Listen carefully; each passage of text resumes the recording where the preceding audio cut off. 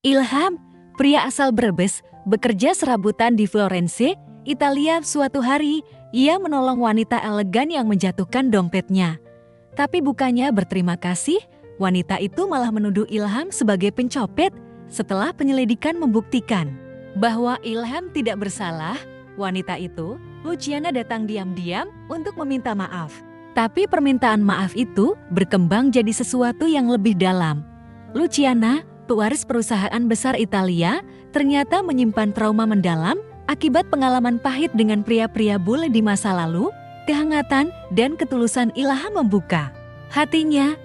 Tapi dunia mereka tidak mudah disatukan. Dari status sosial, tekanan keluarga, hingga masa lalu Luciana yang kelam. Di tengah badai prasangka dan intrik bisnis, mereka harus memilih bertahan bersama atau hancur karena dunia yang tak pernah mau menerima cinta mereka. Namaku Ilham, umurku 27 tahun, asal Brebes, Jawa Tengah. Dulu aku pikir hidup di luar negeri bakal jadi jalan pintas menuju sukses. Tapi ternyata di Italia, jadi orang asing bukan sekadar soal adaptasi bahasa. Kadang, aku bahkan harus membuktikan bahwa aku manusia. Aku kerja serabutan di Florence, hari ini bersih-bersih toko roti, besok bantu angkut barang di pasar buah. Kadang, kalau lagi beruntung, aku bantu nyapu di kafe kecil dan dapat tips dari turis yang baik hati. Gajinya nggak seberapa, tapi cukup buat bayar kontrakan dan ngirim sedikit ke ibu di kampung. Aku bukan siapa-siapa, tapi aku nggak pernah niat buat nyusahin siapa-siapa. Pagi itu, setelah selesai angkut karung berisi tepung dan kopi di belakang toko, aku sempatkan duduk sebentar di bangku taman Piazza della Signoria. Matahari lumayan cerah, meski angin masih dingin. Banyak turis lalu lalang, selfie, ketawa, foto patung. Lalu aku lihat dia, seorang wanita paruh baya, turun dari mobil sedan hitam. Gayanya rapi, elegan, kayak orang penting. Rambut pirangnya ditata rapi, matanya ditutup kacamata hitam. Dari jauh aja aura orang kayanya terasa. Aku mungkin bukan siapa-siapa, tapi aku masih punya rasa peduli. Dan saat aku lihat dompet kulit hitam jatuh dari tasnya, tanpa pikir panjang aku langsung berdiri. Aku ambil dompet itu, lari kecil, mendekatinya, lalu berkata, "Scusi, Signora, ini dompet Anda jatuh." Dia berhenti, menoleh, matanya tajam di balik kacamata hitamnya. Sebelum aku bisa menjelaskan lagi, dia mendelik ke arah tanganku, lalu tanpa aba-aba dia teriak, "Ladro, polisia, has stolen my wallet." Aku terpaku. Apa? Gak. Saya cuma tapi. Semuanya terjadi cepat. Seorang pria bersetelan hitam yang tampaknya sopirnya langsung menarik lenganku kasar. Orang-orang mulai menoleh, beberapa bahkan mengeluarkan ponsel dan merekam. "Apa kamu ngambil dompet Bu Luciana? Saya nemu jatuh." "Pak, saya mau balikin." "Tapi siapa yang mau dengar?" Aku gelagapan, bahasa Italku campur aduk. Lalu datang 2 polisi dari POS jaga. Mereka langsung bertanya, lalu memintaku ikut. Tanganku dingin, keringat dingin membasahi leher. Dompet itu masih ada di tanganku, utuh, tanpa isi yang berkurang. Tapi tetap saja, aku dicurigai di kantor polisi. Setelah hampir 2 jam pemeriksaan, akhirnya mereka membebaskanku karena semua barang masih lengkap.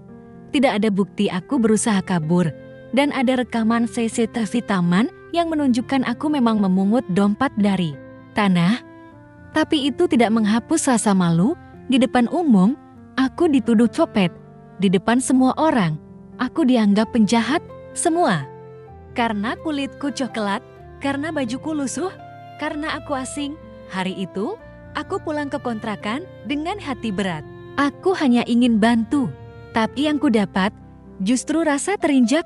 Malamnya, aku duduk di kasur tipis yang mulai sobek di pinggir. Kutatap ponselku, tidak ada notifikasi, tidak ada keluarga yang tahu aku habis ditahan, dan aku pun memilih diam. Karena apa gunanya cerita? Aku bukan siapa, tapi aku tidak tahu.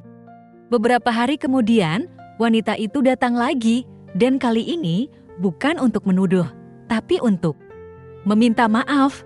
3 hari setelah kejadian itu, aku kembali bekerja di kafe kecil dekat stasiun. Shift sore jobdeskku standar, cuci gelas, angkut dus air mineral, dan bersihin meja pelanggan. Aku mencoba bersikap biasa, tapi rasa malu itu belum juga hilang. Aku masih ingat sorot mata orang-orang yang menilai sebelum tahu cerita sebenarnya. Saat aku sedang menyusun botol di rak minuman, bosku Pak Lorenzo datang tergopoh-gopoh dari arah pintu. "Ilham, ada yang nyari kamu?" Aku menoleh. "Siapa?" Dia hanya mengangkat alis ke arah pintu depan. Dan saat aku melangkah keluar, hatiku langsung berdegup.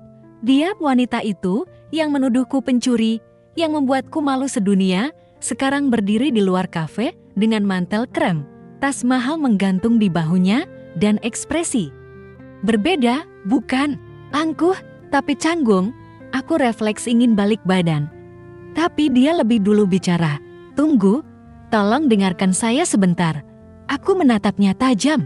"Ada yang bisa saya bantu, Signora?" Dia menunduk sejenak. Saya ingin minta maaf." Aku diam. Angin sore bertiup pelan. Tapi suasana ini panas. Saya salah menuduh. Saya terlalu refleks dan saya menyesal. Aku menarik napas panjang. Saya hampir masuk sel. Cuma karena saya pegang dompet yang jatuh. Dia mengangguk. "Saya tahu. Itu sebabnya saya kesini. Saya ingin minta maaf langsung.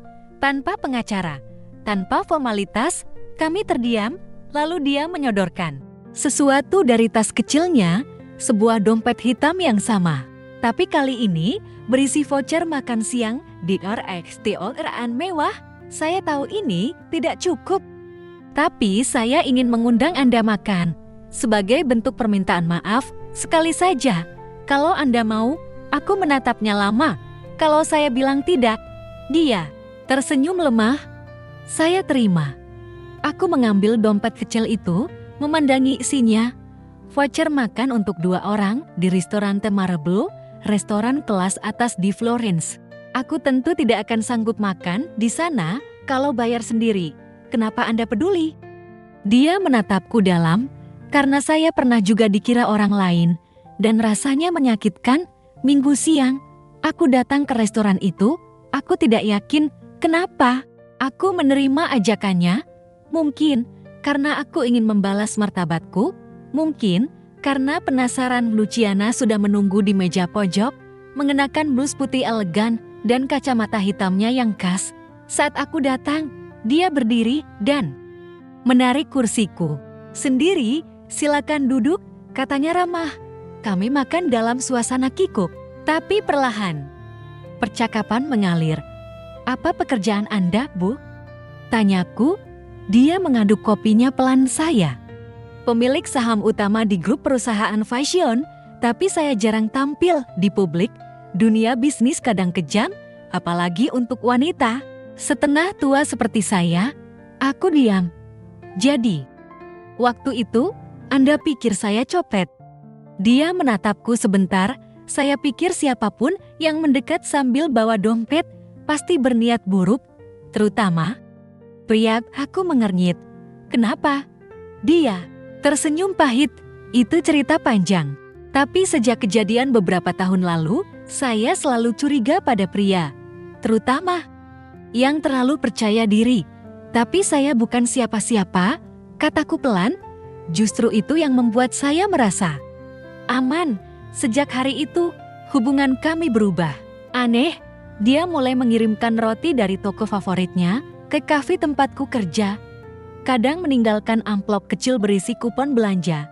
Sesekali mampir hanya untuk bilang, 'Kamu baik-baik saja hari ini?' Teman-temanku mulai heran. 'Lu tuh siapa? Hah? Kok bisa dideketin Tante Tajir?' Aku hanya bisa nyengir. Dalam hati, aku juga tidak paham. Yang aku tahu, perempuan ini berbeda, dan semakin hari, semakin sulit untuk mengabaikan kenyataan itu.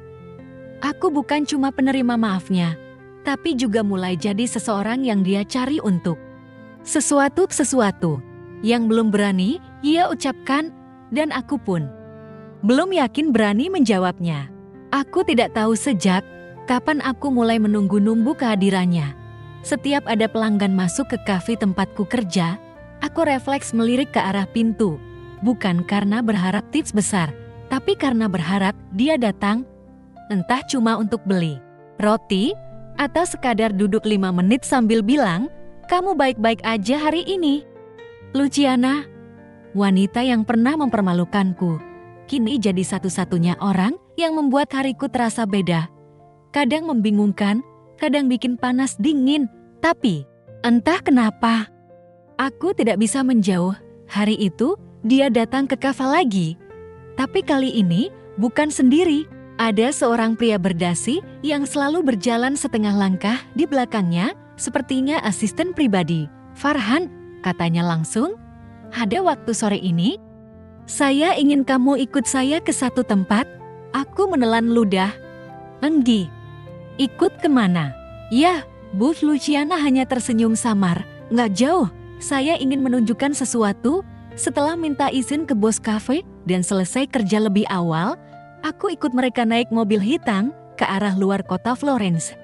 Kami melewati jalan kecil berbukit, dan akhirnya sampai di sebuah bangunan besar bergaya klasik. Halamannya luas, dipenuhi bunga lavender. Di pintu masuk, ada tulisan elegan bertuliskan, "Villa Rosa Belasins tahun 1872. Ini rumah keluarga saya," kata Luciana. Aku mendadak canggung. "Saya? Yakin boleh masuk ke sini, Bu?" Luciana menoleh. "Kalau saya yang bawa." "Kenapa?" "Tidak, kami duduk di taman belakang yang sejuk dengan kolam kecil di tengah." Tak lama, dia mulai bicara. "Kamu tahu, Farhan, orang melihat saya sebagai wanita kuat, dingin, punya uang. Tapi mereka tidak tahu saya pernah dihancurkan orang yang saya cintai." Aku terdiam, mendengarkan. Dia bulat, tinggi, ganteng, pintar ngomong, tapi dia kasar emosional. Bahkan pernah membuat saya berdarah, tapi saya bertahan. Karena saya cinta, dan karena saya takut dipermalukan dunia. Matanya menerawang jauh, sampai akhirnya saya sadar, saya cuma jadi boneka, dan sejak itu saya tidak pernah benar-benar percaya pria lagi. Aku tak berani menyela, makanya waktu kamu tiba-tiba datang, tanpa menyentuh, tanpa memaksa, tanpa niat tersembunyi, saya bingung sendiri. Kamu bukan orang yang saya kenal. Bukan tipe yang saya pernah percaya. Tapi kamu tidak mengancam. Aku mengangguk pelan. "Saya juga tidak tahu kenapa Anda masih datang ke kafe saya." "Boom. Saya bukan siapa-siapa." Dia tersenyum tipis. "Mungkin justru karena kamu bukan siapa-siapa, kamu jadi seseorang." Tapi dunia tidak seindah taman lavender sore itu. Besoknya, seorang karyawan kafe namanya Gina ngeledek aku keras-keras di ruang belakang. "Wah, Ilham sekarang tamunya udah level janda kaya. Dapat bonus ya tiap malam." Aku diam, tapi dia lanjut, "Hati-hati aja. Kawan wanita sepertinya biasanya cuma iseng.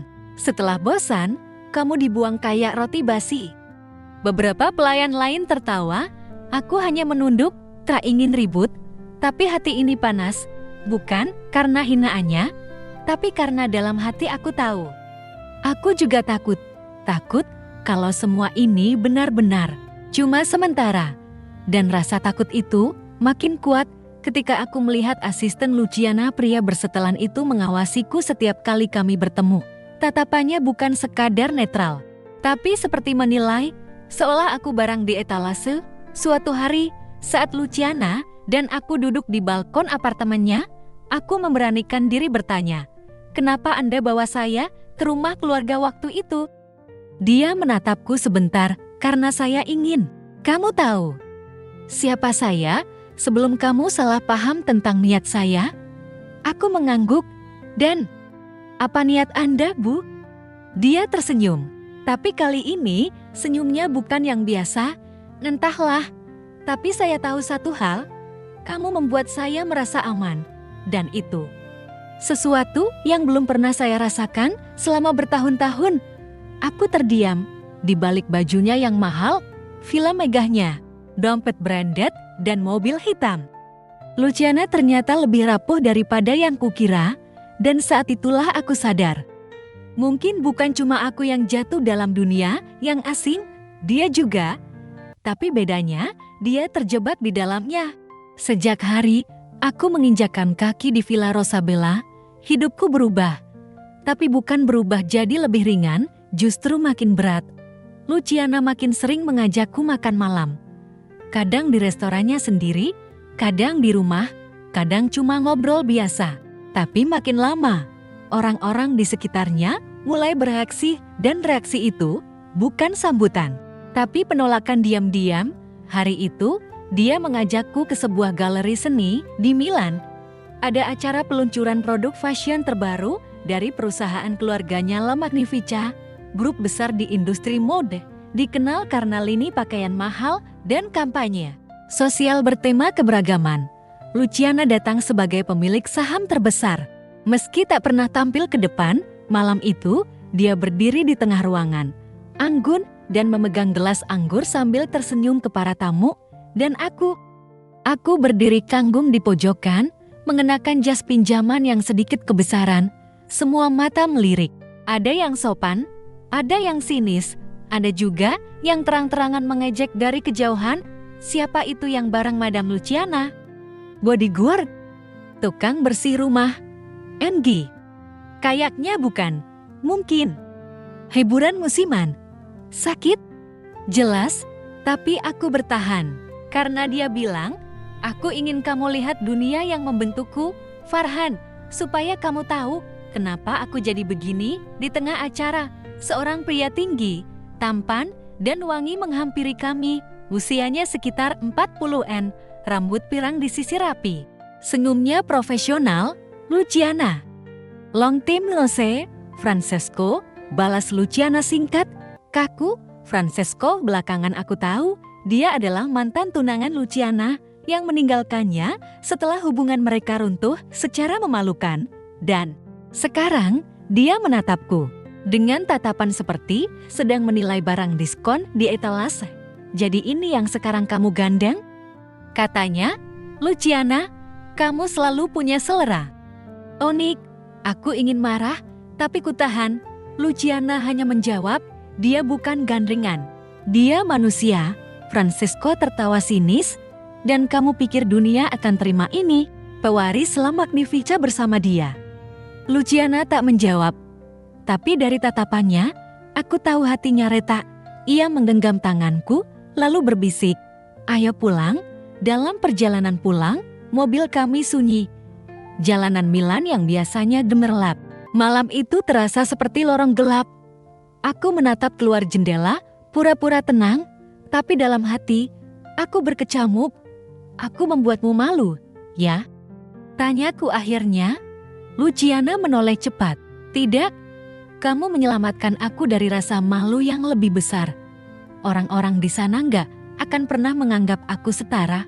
Buat dia menarik napas, aku juga tidak setara di dunia mereka. Aku hanya punya nama belakang yang sama. Aku mengangguk pelan, tapi dalam hati, aku tahu aku sedang masuk ke dunia yang bukan untukku. Dunia di mana satu salah langkah saja, aku bisa hancur. 2 hari setelah acara itu, asisten Luciana Gianni menemuiku diam-diam. Dia menunggu di luar kafe tempatku bekerja, sikapnya sopan, tapi tegas. Tuan Ilham, katanya. Saya tidak diutus siapa-siapa, tapi sebagai orang yang sudah lama bekerja untuk keluarga Madam Luciana. Izinkan saya bicara, aku hanya diam. Luciana orang yang baik, tapi dia punya banyak musuh di keluarganya sendiri, di dewan direksi, di media, dan kamu. Kamu tidak aman di dunia ini. Aku menatapnya. Maksud Anda? Jika kamu mencintainya, lindungi dia. Dengan menjauh, kalimat itu menamparku. Lebih keras dari pukulan manapun, aku ingin marah. Tapi aku juga tahu, kata-kata itu datang bukan dari kebencian, tapi dari kenyataan. Dan malam itu, aku menatap cermin di kamar sempitku, merenung lama. Aku hanya seorang pekerja lepas. Kenapa? Aku dibawa ke dunia penuh cahaya ini kalau akhirnya hanya akan dibakar oleh terangnya. Hari-hari setelah pesta galeri itu berubah jadi tekanan tak berujung, bukan hanya dari luar, tapi juga dari dalam diriku sendiri.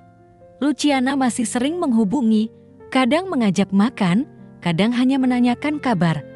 Tapi kini, setiap kali bertemu dengannya, aku merasa seperti orang yang sedang menunggu diusir. Dan ternyata, firasatku tidak salah. Sore itu, aku dipanggil oleh bos kafe, wajahnya canggung. "Ilham, saya dapat surat dari otoritas lokal. Katanya, kamu perlu datang ke kantor wilayah untuk pengecekan ulang dokumen kerja. Ini bukan laporan dari kami, ya, tapi dari pihak eksternal." Aku langsung tahu ini bukan kebetulan. Apalagi setelah ku tahu perusahaan milik keluarga Luciana punya koneksi di pemerintahan lokal. Aku datang ke kantor membawa semua dokumenku. Hasilnya tidak ada pelanggaran, semuanya legal.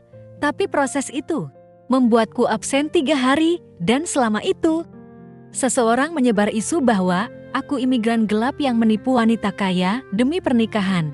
Salah satu pegawai kafe menunjukkan postingan yang sedang viral di akun gosip lokal. Foto Luciana sedang duduk bersamaku. Diambil diam-diam. Capcilnya, pewaris Lam Magnifica makin nekat. Kali ini gandeng pencuci piring misterius, cinta, atau proyek pencucian nama. Komentar di bawahnya, tak usah ditanya, dari yang memanggilku penipu kelas internasional, sampai menyebutku tukang main belakang demi visa. Aku ingin marah, tapi juga lelah. Lalu yang paling menyakitkan datang saat aku iseng membuka berita pagi lewat ponsel di kafe. Luciana muncul di TV. Wawancara singkat. Reporter bertanya, "Madam Luciana, benarkah Anda punya hubungan khusus dengan seseorang yang bukan dari lingkungan Anda?" Dia tersenyum. "Kecil, saya punya banyak teman dari berbagai kalangan, tapi soal pribadi saya rasa tidak perlu saya komentari." Kalimat itu membuat dadaku sesak. Mungkin maksudnya menenangkan situasi. Tapi bagiku, kalimat itu seperti, "Aku bersamamu, tapi tidak akan mengakuimu." Malamnya aku mengirim pesan, "Bu, mungkin sudah waktunya saya mundur. Dunia Anda terlalu besar buat saya." Pesan itu tak langsung dibalas. Baru tengah malam, aku dapat balasan, "Kamu ingin pergi karena mereka membencimu? Atau karena kamu mulai membenci dirimu sendiri saat berdiri di sampingku?" Aku tak jawab, karena jujur saja, aku pun mulai benci diriku sendiri karena selalu merasa tak cukup. Hari berikutnya, aku benar-benar menjauh, kembali ke pekerjaan awal, angkut barang di pasar. Sayur, bersihkan gudang tua, kembali jadi tidak terlihat. Tapi rasa sepi kali ini beda, bukan karena aku sendirian, tapi karena aku meninggalkan satu-satunya orang yang pernah memperlakukan aku sebagai manusia. Bukan hanya pekerja, dan saat aku pikir semuanya sudah selesai, aku melihat mobil hitam berhenti di seberang jalan. Jendela turun Luciana. Wajahnya letih, tapi matanya tetap tajam. Dia turun, berdiri di pinggir jalan sambil memegang sesuatu. "Berkas apa ini?" tanyaku pelan. "Ini pengunduran diri saya dari jajaran direksi utama. Saya ingin hidup dengan keputusan saya sendiri." Aku terdiam. "Kenapa kamu lakukan ini?" "Karena aku lelah jadi milik orang lain dan satu-satunya orang yang tak pernah meminta apapun dariku. Justru yang paling ingin kutemui setiap pagi."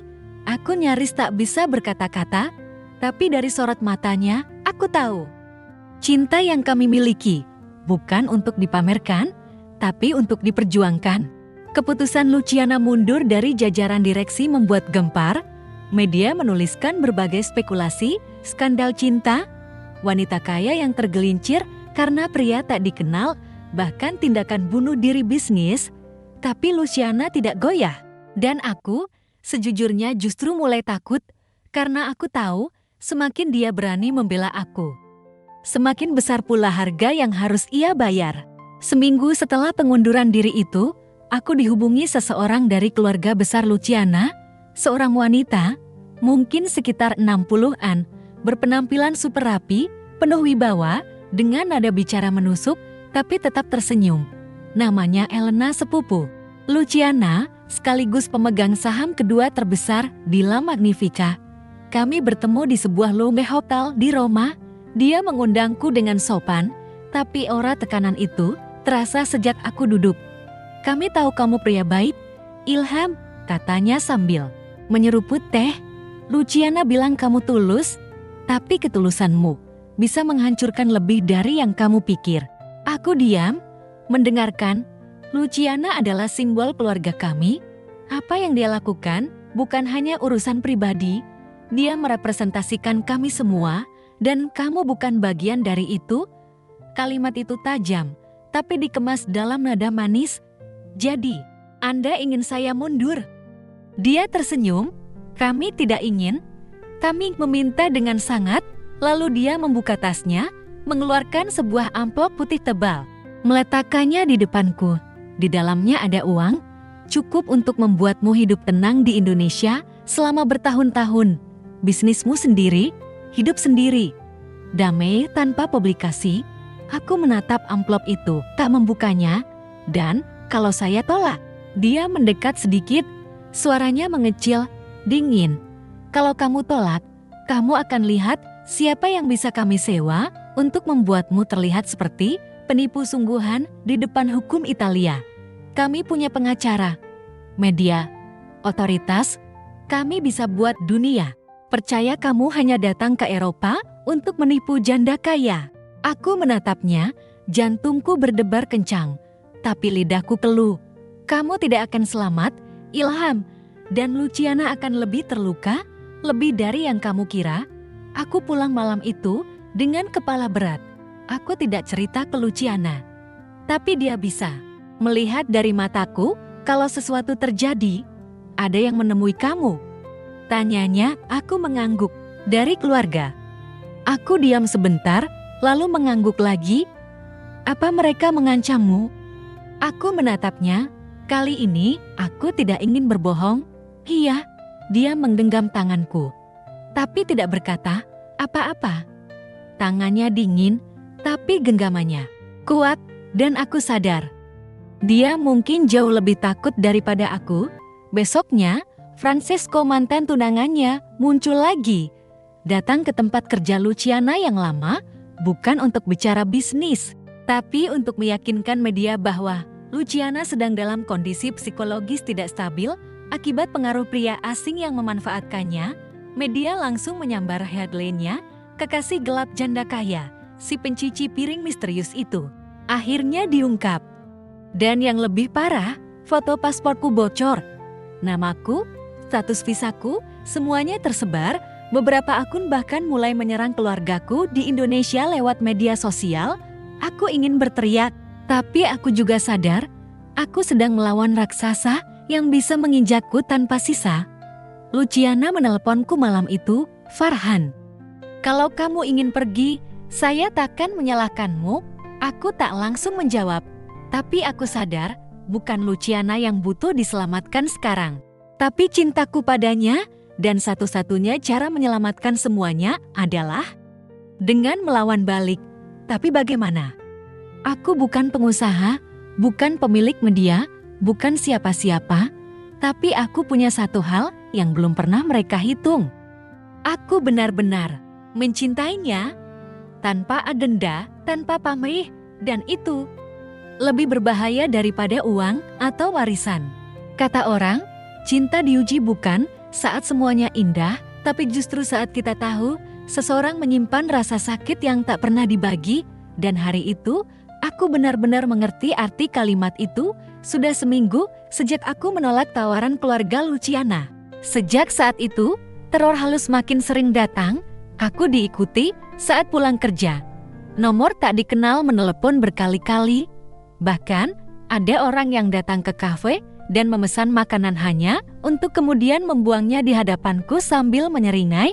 Tapi, aku tetap diam karena aku tahu kalau aku mundur sekarang, bukan hanya aku yang kalah, tapi Luciana juga. Namun yang membuatku goyah bukan mereka, tapi kabar dari dokter pribadi Luciana. Hari itu, pria bernama Dr. Amedio menghubungiku diam-diam, mengajakku bertemu di sebuah klinik kecil di pinggiran Florence, Farhan. Saya tahu ini di luar kewenangan saya, tapi saya tidak bisa diam. Aku langsung merasa gelisah. Kenapa, Dok? Luciana sedang dalam kondisi menurun dan kamu harus tahu, dia menderita kanker pankreas stadium akhir. Dunia seperti runtuh di kepalaku. Apa? Dia tidak mau orang lain tahu. Bahkan keluarganya pun tidak, tapi saya tahu. Kalau ada satu orang yang pantas tahu, itu kamu. Aku mendatangi apartemen Luciana malam itu. Dia terlihat lemah, tapi tetap menolak menunjukkan bahwa dia sedang kesakitan. Di wajahnya masih ada sisa bedak tipis, lipstik merah muda, dan rambut yang disisir rapi. Tapi dari cara dia duduk, aku tahu dia sedang berjuang menahan sesuatu. Aku tahu, kataku pelan. Dia menoleh, matanya langsung berkaca-kaca. Kamu tahu dari siapa? Bukan itu yang penting, jawabku. Yang penting sekarang kenapa? Kamu nggak cerita? Dia tertawa pelan, tapi penuh luka. Karena aku nggak ingin kamu bertahan, karena kasihan. Aku menggeleng, Luciana, aku bertahan bukan karena kamu sehat atau sakit, tapi karena kamu. Manusia yang paling jujur yang pernah aku temui. Dia akhirnya menangis. Tangannya gemetar saat menyentuh pipiku. Aku takut. Aku mati dan kamu membenciku karena aku menyembunyikan semuanya. Aku genggam tangannya erat. Kalau kamu mati, aku hanya akan menyesal karena tidak sempat mencintaimu. Lebih keras lagi, keesokan harinya, aku memutuskan untuk bicara. Aku membuat video singkat, berdiri di depan kameraku yang sederhana di kamar kos kecilku, dengan suara tenang. Aku bicara, saya Ilham, pekerja migran di Italia. Saya dituduh mendekati wanita kaya demi keuntungan, tapi yang orang-orang tidak tahu adalah dia sakit.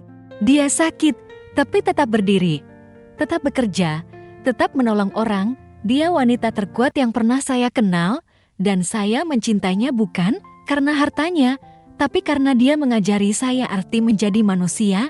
Video itu aku unggah diam-diam ke media sosial. Tak kusangka, dalam 3 hari, ditonton lebih dari 2 juta kali. Komentar-komentar pun berubah. Dari yang awalnya mencaci, kini menguatkan. Respect, Bang Ilham. Aku nangis. Ini baru cinta yang tulus. Luciana bukan janda kaya, dia manusia, dan kamu, Ilham, laki-laki sejati. Media mulai berbalik, bahkan beberapa stasiun TV Italia mulai membahas hubungan kami sebagai cerita cinta tak biasa yang menyentuh hati. Francesco, ia bungkam. Bahkan akun pribadinya menghilang.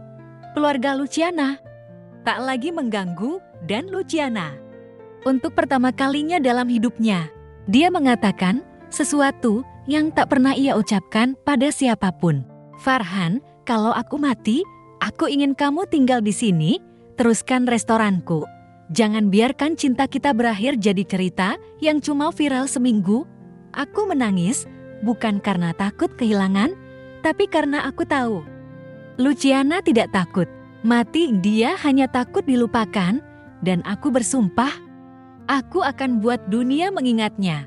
Pagi itu dingin sekali, langit Florence berwarna abu-abu pucat, jalanan sepi, dan di tengah semua kesunyian itu, aku duduk di kursi rotan tua di balkon apartemen Luciana. Sekarang apartemenku menatap dunia yang dulu asing, tapi kini penuh kenangan. Luciana meninggal seminggu lalu di tempat tidur rumah sakit yang sederhana, bukan di villa mewah atau klinik elite. Dia menolak dirawat di tempat mahal. Katanya, kalau aku harus pergi, aku ingin pergi sebagai manusia biasa, bukan pewaris kerajaan bisnis yang sibuk dengan tanda tangan warisan. Hari-hari terakhirnya, dia lebih banyak diam, tapi senyumnya tetap ada. Dia menggenggam tanganku, kadang hanya menatap, dan aku tahu dia sedang mencatat semua detik terakhir sebagai rasa syukur bukan ketakutan. Sebelum dia benar-benar pergi, dia berbisik, Farhan, jangan hidup untuk membuktikan kamu layak, hidup aja dan cintai yang kamu bisa." Itu kalimat terakhir yang dia ucapkan. Pemakamannya sederhana, tapi orang-orang datang dari mana-mana. Tak hanya keluarga, tapi juga para pekerja restoran, pegawai lama yang dulu hanya memanggil namanya dari jauh. Bahkan orang-orang yang terinspirasi dari video singkatku, keluarga besarnya. Mereka diam, tak ada yang bisa berkata-kata karena di detik terakhirnya Luciana menunjuk satu nama di surat waris saat namaku ya. Luciana mewariskan padaku jaringan restorannya, bukan karena aku pacarnya, bukan karena dia tak punya siapa-siapa, tapi karena seperti katanya, "Kamu orang pertama yang tak pernah mencintai dompetku hari-hari berikutnya."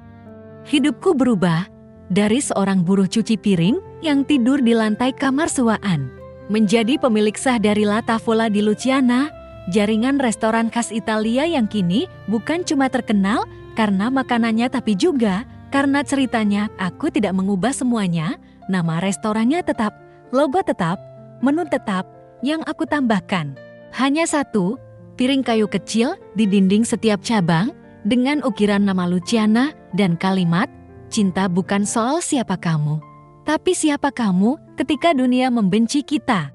Kini, setiap kali aku melihat pelayan baru yang datang dari negara asing, aku selalu mengingat hari pertama aku bekerja di kafe kecil itu, dan aku bilang ke mereka, "Kalian tidak harus kaya, kalian hanya harus baik." Luciana mengajarkanku itu, bahwa dunia bisa menuduh, memfitnah, dan menjatuhkan. Tapi selama kita hidup dengan hati yang jujur, akan selalu ada seseorang yang melihat kita lebih dari sekadar status atau pekerjaan, dan kalau kamu beruntung, orang itu akan mencintaimu, bahkan hingga akhir napasnya.